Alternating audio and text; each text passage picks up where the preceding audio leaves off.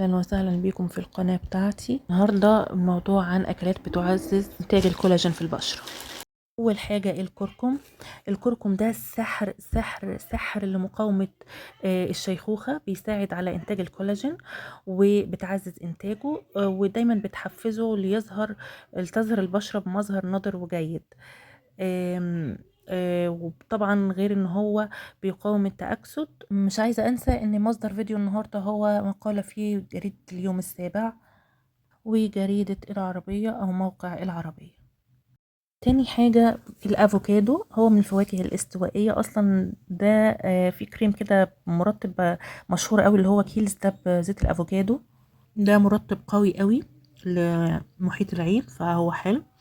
المهم ان الافوكادو ده بيحتوي على دهون صحية جدا جدا، فهو بيحتوي على على البيوتين وفيتامينات كتيرة زي فيتامين ألف وفيتامين ه.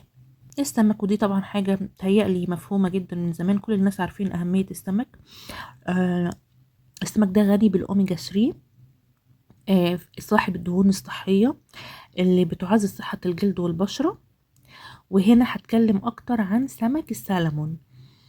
السمك ده يعني غني بالزنك، اللي بيوفر البروتينات الضرورية لتصنيع الكولاجين. وهو غني طبيعيا بالحوامض الدهنية الأساسية اللي بتغذي البشرة وبتحافظ على شباب مظهرها. كده عندنا الخضروات الخضراء زي البروكلي، زي البسلة، زي اللوبيا، كلها وسائل آمنة وفعالة لحماية البشرة من الشيخوخة المبكرة. وكمان هو بيحمي البشرة، بيحمي الكولاجين من التلف. ودي من الحاجات المهمة جدا جدا في أي وجبة غذائية نتناولها. بعد كده عندنا البيض، هو غني بالكبريت فبيعزز إنتاج الكولاجين في الجلد. وكمان الأغشية الموجودة داخل حبات البيض بتحتوي على الكولاجين، فبالتالي هو من الحاجات المهمة جدا اللي بتزود البشرة من الكولاجين. بعد كده عندنا الثوم، زيه زي البيض بالظبط، هو غني بالكبريت فبيساعد على تعزيز إنتاج الكولاجين في البشرة وبيحافظ على توازنها الطبيعي.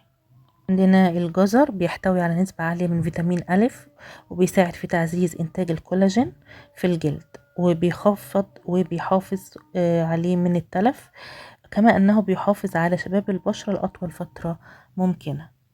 بعد كده عندنا الكيوي، بيعتبر الكيوي من الفاكهة الغنية بالفيتامين سي وبيعزز إنتاج الكولاجين، وهو غني كمان بفيتامين إي وإيه اللي بتساهم في محاربة الشيخوخة.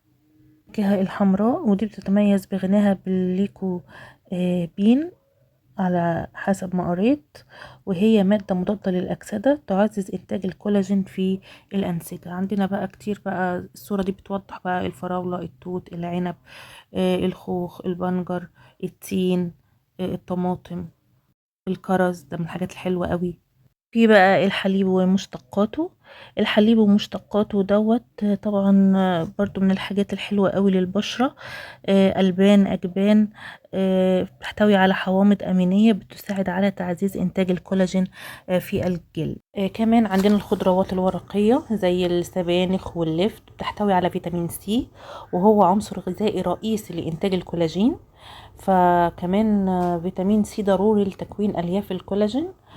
وكمان الفواكه الحمضية، البرتقال والليمون والحمضيات التانية غنية برضو بفيتامين سي، وادخالها في نظامك الغذائي بيعزز تخليق وبناء أو إنتاج الكولاجين. كمان عندنا مرقة العظام. المرق كثيف بالمغذيات، غني بالكولاجين والأحماض الأمينية الأساسية اللي بتدعم إنتاج وتخليق الكولاجين. انك تشرب شوربة وكمان تبقى حاجة لذيذة ومغذية، دي حاجة احنا ما بنلاقيهاش كتير خالص. عشان كده انا اتبسطت جدا لما لقيت المكون ده موجود من ضمن الحاجات السهل انها يعني تنتج الكولاجين، يعني طعم وفايدة، مفيش احسن من كده. بعد كده عندنا ايه؟ عندنا الفراخ، الله اكبر، عزة والدوام لله. طيب بس اللي اذانها يترفع وارجع تاني. الفراخ طبعا دي أكلة محبوبة جدا جدا، وهي مفيدة قوي للكولاجين وخاصة الجلد والغضاريف. فهي بتحتوي على نسبة عالية من البروتين، فلو كنت قطعت فراخ قبل كده فمن المحتمل انك تكون لاحظت يعني كمية الأنسجة اللي بتحتوي عليها الدواجن. الأنسجة دي بتخلي الدجاج مصدر غني جدا بالكولاجين. المكسرات بقى وخاصة الكاجو، شوية كاجو صغيرين اللي انت بتاخد كلهم دول بيبقوا مفيدين جدا. ليه بقى؟ لانه بيحتوي على الزنك والنحاس، ودول عنصرين بيقوي الجسم او قدرة الجسم على انتاج الكولاجين. فمش بس اكل حلو وطعمها حلو، لا دي مفيدة جدا كمان للكولاجين. ولو عملت رجيم قبل كده اكيد عارف ان المكسرات او الكاجو مهمة جدا لانها بتشبع وفي نفس الوقت بتساعد على الخسسان. كمان الطماطم مصدر لفيتامين سي. فالطماطم متوسطة الحجم دي الصغيرة اللي بنشوفها ممكن توفر كمية كبيرة من العناصر الغذائية المهمة لإنتاج أو تخليق الكولاجين.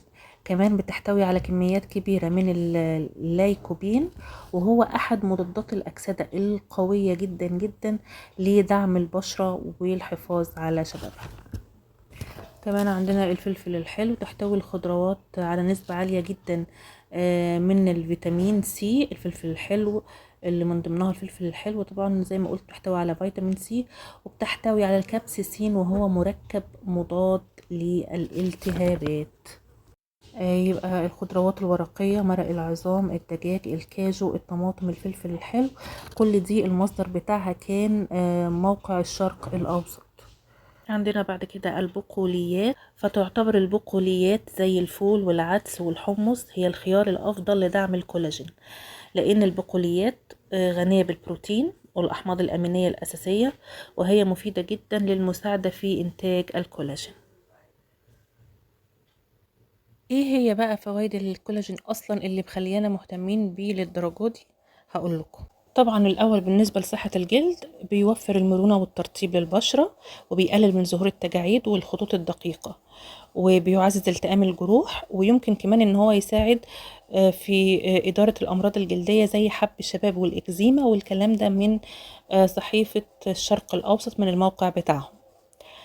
كمان في صحه المفاصل، الكولاجين احد المكونات الرئيسيه للغضروف اللي بيحمي المفاصل ويمنعها من الاحتكاك، فبيساعد في تخفيف آلام المفاصل وتيبسها، خاصة عند الأشخاص المصابين بهشاشة العظام. طبعا الفايدة اللي جاية دي بقى البنات هتحبها. يقوي الشعر والأظافر، يدعم الكولاجين نمو الشعر والأظافر القوية والصحية، وبيمنع الهشاشة والتكسر. كتلة العضلات، بيساعد في نمو العضلات وإصلاحها، فهو ضروري جدا للرياضيين ومحبي اللياقة البدنية.